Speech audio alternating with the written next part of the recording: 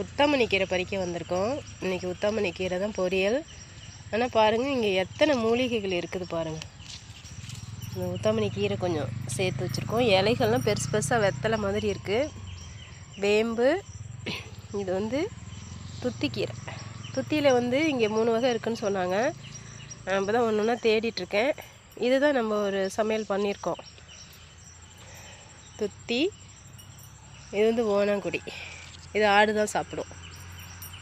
இது வந்து உத்தாமணி. அப்புறம் வந்துட்டு இந்த இருக்குது பாருங்கள், முடக்கொத்தா இருக்குது. இந்த கொடிகள் நிறைய இருக்குது பாருங்கள், முடக்கொத்தா.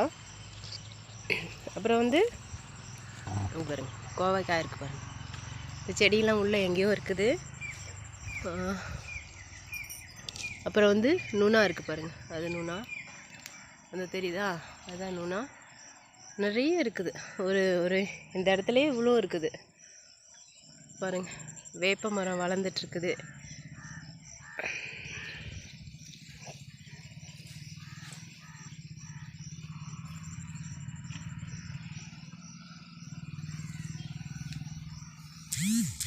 அப்புறம் வந்து இதுலேயே வந்து தாலி இலையும் இருக்குது பாருங்கள். இந்த இருக்குது பாருங்கள், இது தாலி இலை.